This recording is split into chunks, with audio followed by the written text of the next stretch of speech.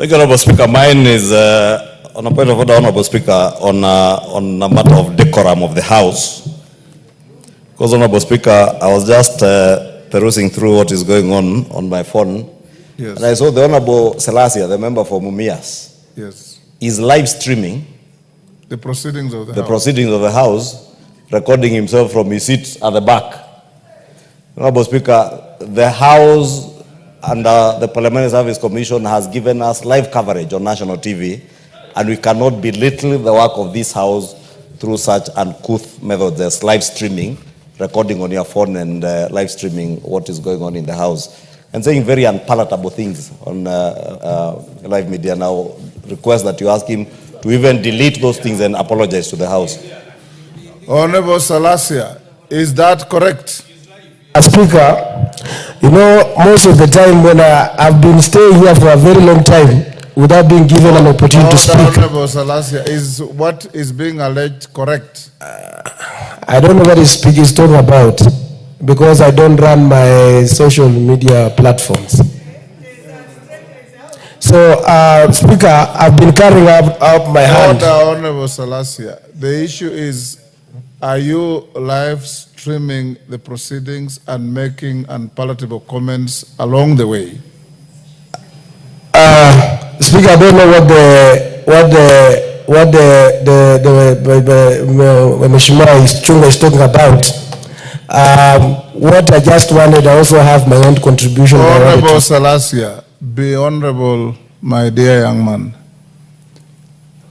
If you are not honorable, it's very easy for Parliament to ask for the logs on your phone and see what you are doing. If you say it is true, then the Speaker will take some other remedial action. If you don't, it's a matter that can find your way to the Powers and Privileges Committee with unintended consequences. Why are you doing so? Maybe, Speaker, maybe I'll have to confirm with what he's talking about. Honorable Salasya, you know dishonesty is not a virtue. Speaker, I don't know what he's saying. Maybe I go and confirm what he's talking about, but I'd also just raised my hand so that I can speak what I feel that I should speak. Honorable Salasya, I believe when you are in the chamber, you are listening and following proceedings. Take your seat. You are listening and following proceedings. And what we are discussing this afternoon is a very serious matter. The independence of this House is an issue. The leadership of this House is an issue. And every member who has spoken here, you've listened, your seniors, your peers, have been very focused. Even members who have sat for a long time, you complain that you've been raising your hand. There are many, Lotte here has been sitting here since. We have Ferdinand Wanyonyi here, Amze, has been sitting here since. The issue is, were you streaming the proceedings live and making comments along the way? Comments that your colleagues are saying are unpalatable. And that is the issue that has been raised by the member for Kikuyu. Speaker, you've even forgotten to switch off your phone. It's still streaming, I'm told. Yeah. So I don't know, maybe Honorable Chunga can say maybe what I've said. Honorable Salasya, what I'll do is I'll instruct the clerk to get the logs on your phone, and if I find that what is being alleged is correct, then I'll invite a member to file a complaint and refer it to the Powers and Privileges Committee for appropriate action. You can also be named.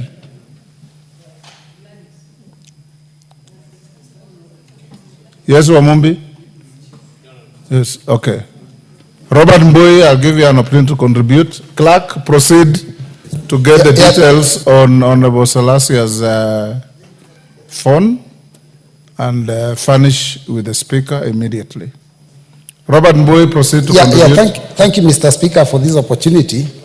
Mr. Speaker, first I find this debate a little misplaced because I don't know whether as a House we are supposed to be discussing court rulings and, because I thought that generally what we do with court rulings is implement them. But we have spent the whole afternoon discussing this issue of the court ruling, whether the judges were right or they are wrong. Robert Mboy, if you listen Speaker, to the beginning, don't take us back. When Emilio Odhiambo, who is your leader, raised the issue, you are here. And the House was given direction by the Speaker. So I expect your contribution to tell the House which way you want us to go.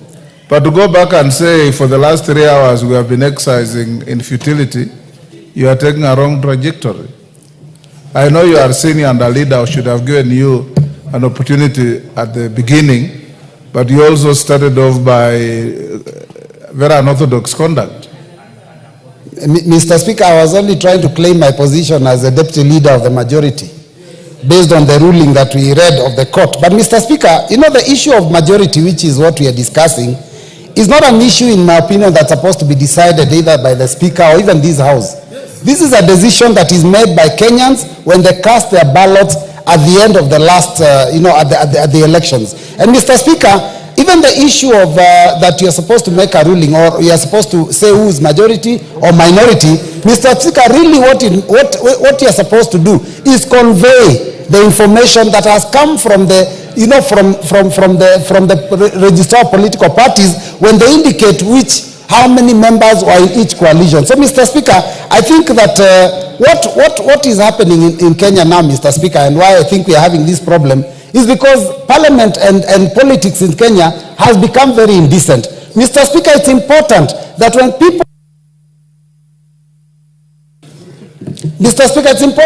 people are elected in a certain coalition, they spend their 5 years in that coalition.